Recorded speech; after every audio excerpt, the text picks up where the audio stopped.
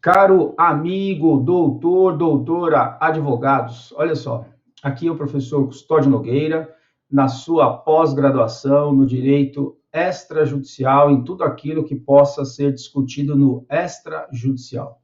A nossa abordagem será específica no direito do trabalho. O que se resolve na justiça do trabalho de forma extrajudicial? E tem muita coisa?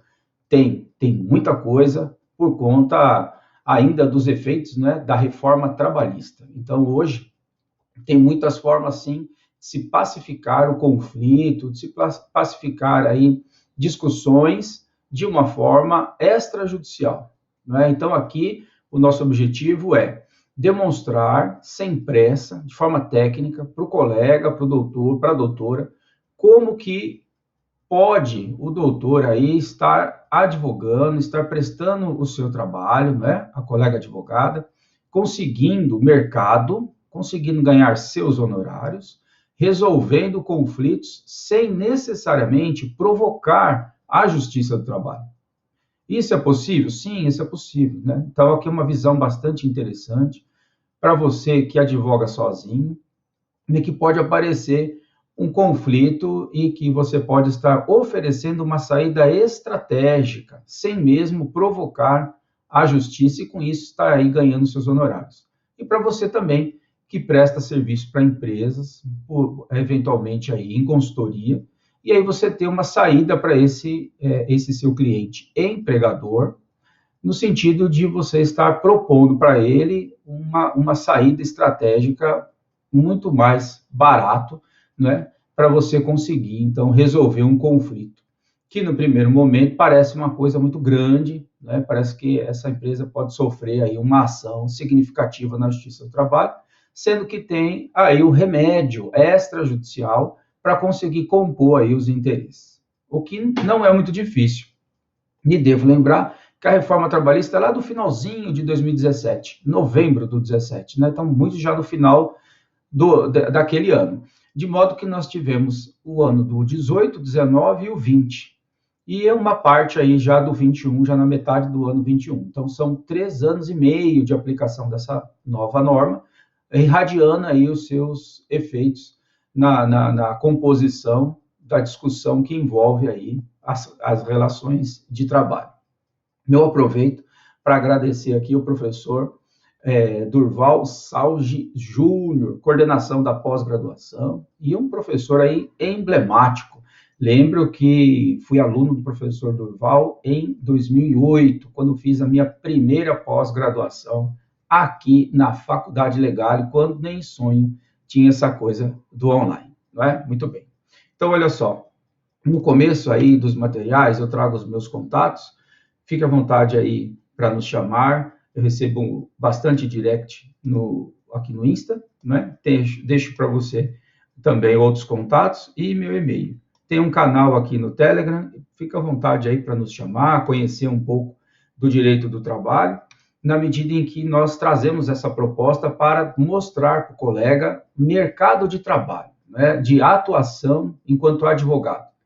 Então, a nossa pós-graduação, sem dúvida nenhuma, ela tem um viés prático muito grande, ela é voltadíssima para a prática, e o nosso objetivo aqui, nos encontros que nós teremos aqui na pós-graduação, que serão 3 aulas, sendo 2 de 8 blocos, e a terceira aula, metade do tempo, que serão de 4 blocos. Então, é essa a nossa composição. Na medida em que sempre vai começando um novo bloco, eu explico, eu já conto, olha, esse aqui é o primeiro de 8 blocos, por exemplo, dessa aula.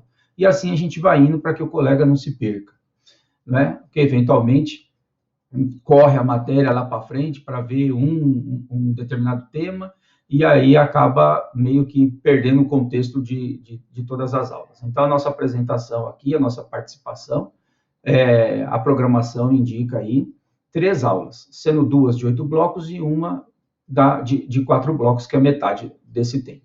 Pois bem, antes de efetivamente sair estudando, olha, de forma extrajudicial, você pode conseguir resolver o conflito por meio de um PDV, um PDI, que é isso? Que é um programa de demissão incentivada, não é? Um programa naquela em que vários empregados anuem a um programa e acabam se desligando do empregador, nós vamos ver isso aí.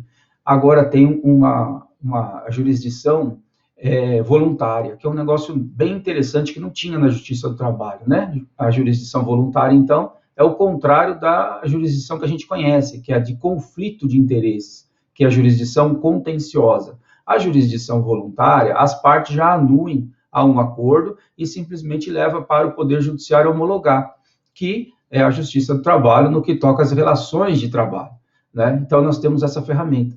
Tem um outro que é também uma forma de colocar fim no contrato de trabalho, mas é especificamente entre empregado e empregador, ainda lá no âmbito extrajudicial, lá da empresa. Esse daí não é levado à homologação em juízo, então já é um contexto diferente, né? Está preservado, continua existindo o Instituto da CCP, que é a comissão de conciliação prévia, que existe aí no âmbito sindical, ou então no âmbito da empresa. Uma empresa grande, ela pode ter só a CCP dela, que também traz resoluções de conflito na via extrajudicial. Então, sim, são em outras formas que nós temos de resolução desses conflitos, e que nós vamos ver a seu tempo, mas que, a meu ver, não adianta nada sair correndo para ver isso aí, um por um, sendo que o objetivo maior aqui é te entregar um contexto maior, né? Sobretudo para você que eventualmente não conhece a Justiça do Trabalho, não advoga aqui, e que, olha que interessante, de repente você está prestando um serviço para a sua área é outra, sei lá, a sua área é criminal, a sua área é do trânsito, a sua área é direito de família, pouco importa a área, é uma outra área que não trabalha. E aí chega para você, o mesmo cliente, ele traz lá para você uma lide que envolve a resolução de um contrato de trabalho.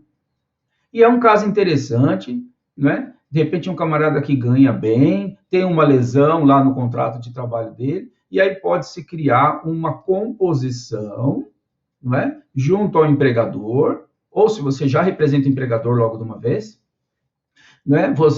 Aí cria-se aí uma proposta e tenta a chegar num ponto final, numa conciliação, que naturalmente acaba sendo interessante para as duas partes.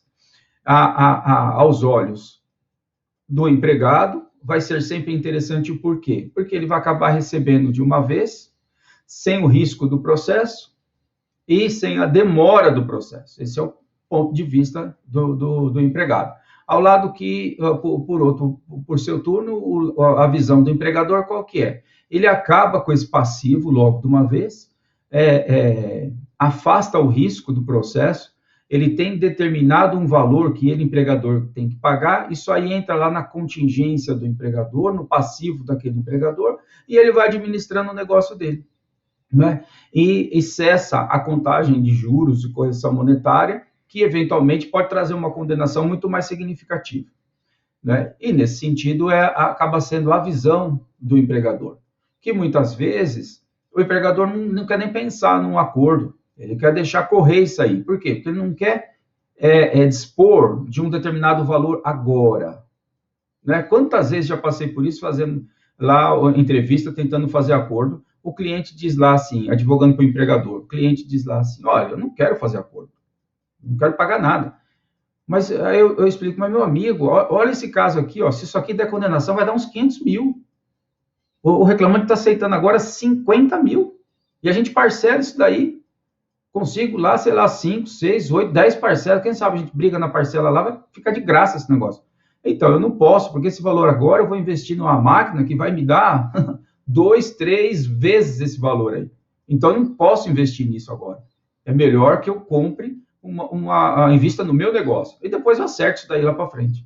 Então, a visão do empregador, muitas vezes não, de uma forma geral, ela foge completamente àquela visão específica de quem quer resolver o negócio agora. Porque para o empregador, muitas vezes, não é interessante resolver nada agora. E ele paga o preço, né? Então, é interessante a gente enxergar essas relações, enxergar como isso aí funciona, para poder aplicar.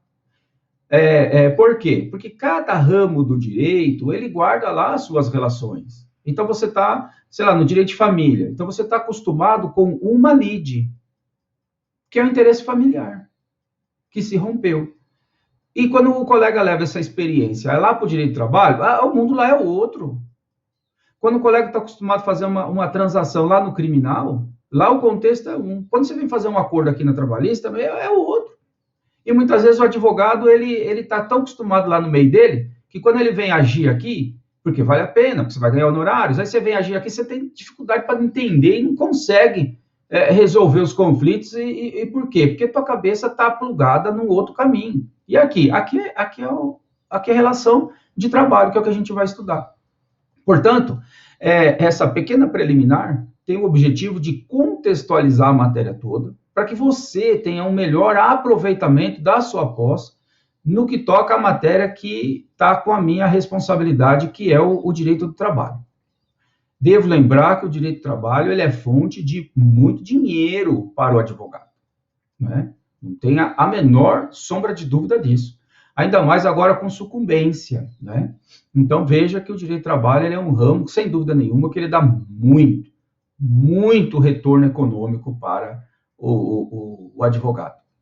Sobretudo nas causas que envolvem acidentes de trabalho. E que nos momentos oportunos eu vou trazer aqui alguns comentários para que o colega possa enxergar na coisa toda. E não só única e exclusivamente a esfera extrajudicial exclusivamente, né? Então, a gente consegue aproveitar melhor o encontro para que você tenha em suas mãos um produto muito maior, né? Porque, por muitas vezes, você tem uma visão distorcida do atual direito do trabalho, porque é um mercado muito interessante.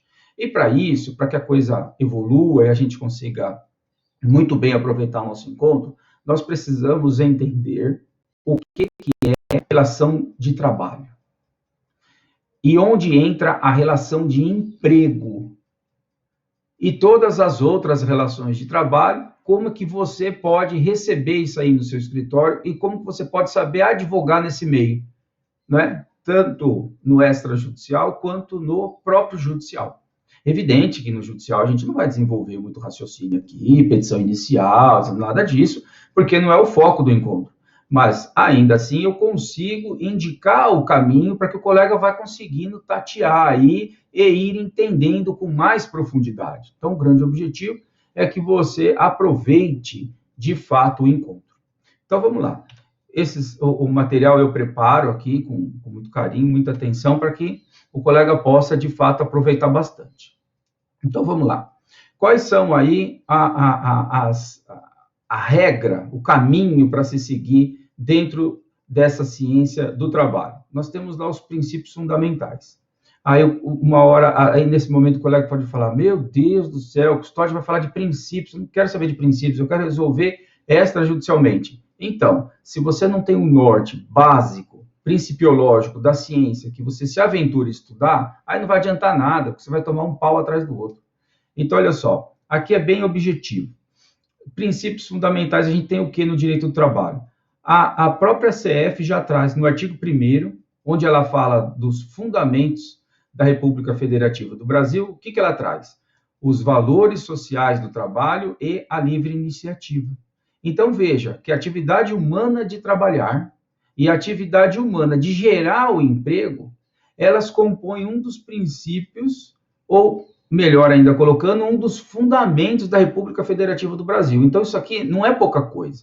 Isso aqui é para demonstrar a importância dessa ciência e os efeitos dela na vida do brasileiro, na vida do jurisdicionado, na sua vida enquanto advogado, no sentido de como que você pode ganhar dinheiro com isso. Esse é o nosso foco. Muito bem. E aí, como é que funciona a competência da Justiça do Trabalho, inclusive, querido colega, para conhecer do seu acordo extrajudicial, como é que funciona, né? Por quê? Porque tem várias formas de você resolver o conflito extrajudicial, decorrente de uma relação de trabalho, extrajudicial 100%. Mas o que é isso, extrajudicial 100%? Aquele que é resolvido fora do âmbito da Justiça do Trabalho, extrajudicial mesmo, e que não é homologado aqui na Justiça do Trabalho. A título de exemplo, o distrato, que está lá no 484A da CLT, os PDVs, os PDIs, a comissão de representante dos empregados, não é? A CCP, que é a Comissão de Conciliação Prévia, tudo isso aí é forma de resolver conflito extrajudicial, mas sem homologar em juízo. Quando que eu vou homologar em juízo um acordo? Quando ele estiver lá dentro do contexto da jurisdição voluntária, aquele que não tem conflito de interesse. Aquele em que, com uma petição, empregado e empregador entabulam um acordo e leva lá para o juízo e pede a homologação. Claro que aqui eu coloco de uma forma para lá de simples, mas a gente vai ver isso passo a passo. E aí a proposta é demonstrar para você não só como podemos trabalhar na composição desse acordo, isso com viés prático de negociação, como que formaliza isso na petição e como leva isso para o juízo. E aí nós vamos ver que nesse caminho, muitos acordos deixam de ser homologados em juízo, por quê? Porque a petição de homologação, que tem que ser assinada pelo empregado, pelo advogado do empregado, pelo empregador e pelo advogado do empregador, que naturalmente tem que ser advogados distintos, nós vamos ver que muitos não são homologados. Por quê? Porque a petição de acordo ela não foi bem estruturada. E aí, no momento oportuno, a gente vai abordar os motivos. Para quê? Para que você não se frustre, traduzindo, para que você não pague esse sapo de não ter conseguido homologar o acordo extrajudicial, porque a petição ela não trouxe elementos suficientes. E olha, isso acontece muito. E para isso, você tem que conhecer, então, a competência da Justiça do Trabalho. A competência em razão do quê? A competência em razão a competência em razão da matéria.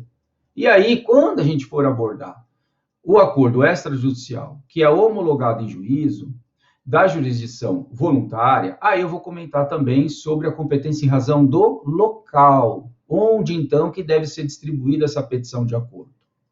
E aí vai ser a competência em razão do local. Por hora, nós vamos ver a competência em razão do quê? Da matéria. Para quê? Para que você possa enxergar e entender o que se discute aqui na Justiça do Trabalho.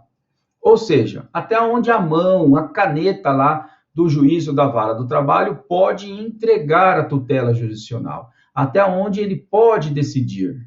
Então, isso é importante, né? Aliás, isso é fundamental. E isso está onde? Isso está no 114 da CF. Então, está dizendo lá, ó, compete à Justiça do Trabalho processar e julgar. Competência dela. Então, vamos ver o que é a competência dela. 114 da CF, hein? Compete aqui, ó, as ações oriundas do quê? Da relação de trabalho. Muito bem. E aí eu já trago esse quadro aqui embaixo. Relação de trabalho, ela é o quê? Diferente da relação de emprego. Relação de trabalho é uma coisa, relação de emprego é outra. Mas todas elas se inserem na competência da Justiça do Trabalho. Portanto, se o colega receber um cliente que vem de uma relação de trabalho, ou se ele vem de uma relação de emprego, e é possível o colega atuar tanto judicialmente quanto extrajudicialmente, e se isso precisar resolver na Justiça do Trabalho, nós já sabemos que competente, então, é a Justiça do Trabalho, e não a civil. E por que essa observação? Por conta de que, tá vendo aqui, ó, a Emenda Constitucional 45 de 2004, o que ela fez? Ela aumentou, alargou a competência da Justiça do Trabalho. Até dezembro de 2004, a Justiça do Trabalho julgava o quê? Relação de emprego. Qual que é a relação de emprego? Relação de emprego é uma espécie, uma forma da relação de trabalho. Porque a relação de trabalho, ela é um gênero maior, que admite o quê? Um monte de tipo de relação. E aí nós vamos estudar, aqui eu preparei um quadro bem interessante, dinâmico, que eu já mostro para você de uma vez, e a gente consegue enxergar quando a relação é de emprego e quando a relação é simplesmente de trabalho. E onde que tá aí a mão tua, advogado, advogada, aonde você consegue atuar, onde você consegue prestar o serviço. E sempre lembrando que tanto a relação de trabalho quanto a relação de emprego são julgadas na Justiça do Trabalho, porque é ela que é competente. E aí nós já conseguimos enxergar que relação de consumo não está aqui, não é relação de trabalho. Então, um exemplo, você, advogado, firma um contrato com seu cliente, criminal, ambiental, tributário, trabalhista, você, advogado, firma um contrato com seu cliente. Você tem um contrato de prestação de serviço. Muito bem. Seu cliente não pagou e você quer executar o seu contrato. Você tem lá a assinatura de 2 testemunhas, o cliente assinou, você tem um título extrajudicial. E aí você quer executar o seu contrato. Pois bem, você vai executar o seu contrato de prestação de serviço aqui na Justiça do Trabalho? Não, de jeito nenhum. Ainda que a lide, ou melhor colocando, ainda que esse conflito, não é extrajudicial com o seu cliente venha de um processo trabalhista. Não é aqui que você vai resolver isso. Por quê? Porque a relação que você tem com o seu cliente, ela não é uma relação de trabalho, não é? Ela é uma prestação, ela é uma relação de consumo. Foi um serviço. Olha o seu contrato. O seu contrato é um contrato de prestação de serviço jurídico. Então, você está prestando um serviço. Portanto, essa relação, ela não é de trabalho, e muito menos de emprego. E aí, então, vai ter que entrar resolver isso daí extrajudicialmente. Se não conseguir resolver, você vai ter que levar para a justiça. E aí vai ser a justiça comum, civil, não é? Dentro do âmbito lá da relação de consumo. E não aqui na trabalhista. Por isso que é importante enxergar competência. Por isso que antes de atropelar, sair correndo para trazer as modalidades de resolução de conflito extrajudicial aqui na Justiça do Trabalho, nós temos que primeiro fazer o quê? Enxergar a competência. Para o que serve a Justiça do Trabalho? O que ela julga? Aí sim você começa a ter um contexto jurídico maior. Sobretudo, se você não advoga aqui na Justiça do Trabalho. Então é importante ter esse norte, enxergar isso daí. Porque senão, você pode causar prejuízo para o seu cliente. E aí? Aí prejuízo é indenizável.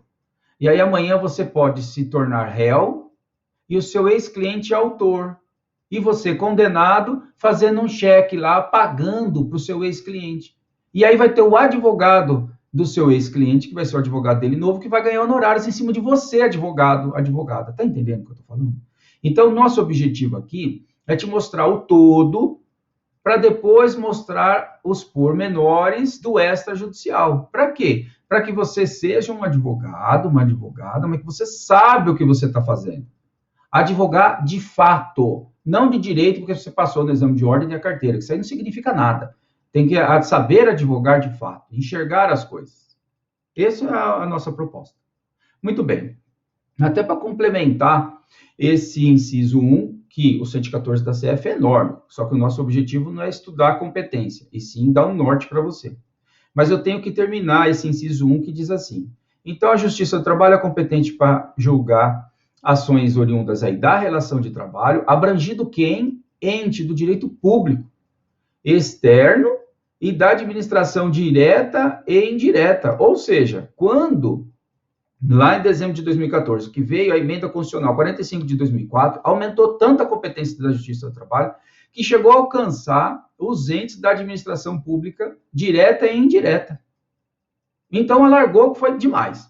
E aí, em janeiro do ano seguinte, 2005, a ANAMATRA, Associação Nacional dos Magistrados do Trabalho, ajuizou uma ADI no STF para cortar a competência da Justiça do Trabalho no que toca à administração pública. E aí a resolução dessa ADI, ainda que de forma liminar, que não foi resolvido o mérito até hoje, o que se decidiu? Decidiu o seguinte: quando o servidor, e aqui eu vou abrir um parênteses para te contar do servidor. O servidor é gênero que admite espécie. Então, por exemplo, você tem a espécie de servidor público estatutário, que ocupa um cargo público. Então, esse camarada, ele prestou concurso, ele ocupa um cargo público e ele é estatutário. E existe o servidor público, que também prestou concurso público, mas ele não ocupa um cargo público. E ele é o quê? Ele é um empregado público, CLT. E aí? Aí a DI resolveu o seguinte: olha, se o servidor, que é gênero, entrar no Estado mas entrar no Estado pela porta da CLT, ele vai ser, então, um empregado público. E, em sendo empregado público, a ação dele vai ser movida na Justiça do Trabalho. Enquanto aquele outro servidor público, que é gênero, entrar pelo Estado pela porta do cargo público e ser, então, um estatutário, aí a ação dele não vai ser na Justiça do Trabalho, não. Vai ser lá na Justiça Federal ou na Justiça Comum, mas não na Justiça do Trabalho. Então, a ADI trouxe essa solução e resolveu esse inciso 1 aí, ok? Então, nós olhamos aqui, a redação da CF é essa, mas então já está aí devidamente contextualizado. Agora, para a gente aproveitar essa parte final desse nosso primeiro bloco, eu trago para você o seguinte. A Faculdade Legal, ela tem várias pós-graduações, né? E ela tem uma outra que traz lá o direito público. A coordenação é do professor Marcelino. E lá eu participo no módulo Direito do Trabalho. Por que eu estou te contando isso? Forma de você ganhar dinheiro, né? Você pode também advogar na Justiça do Trabalho para a servidor público estatutário e direcionar a ação para a Justiça Comum, Justiça Federal. E com isso, ganhar muito honorário. E também pode advogar pelos empregados públicos seletistas, né? E estar, então, provocando a Justiça do Trabalho. E com isso, ganhando seus honorários. E vai ganhar muito, mas muito mesmo, se tiver uma causa que envolva acidente de trabalho. Por quê? Porque o Brasil é só o quarto país do mundo em acidentes de trabalho. Portanto, você tem um mercado vastíssimo para poder explorar e ganhar muito dinheiro com isso. Pois bem, isso é só uma breve orientação para você. Pois bem, vamos concluindo aqui o nosso primeiro bloco. Ao retornar do segundo, aí eu vou trazer um quadro bem interessante para a gente ir enxergando espécies de relações de trabalho, para que o colega entenda como pode atuar no extrajudicial, aqui na Justiça do Trabalho. Já voltamos, doutor, doutora.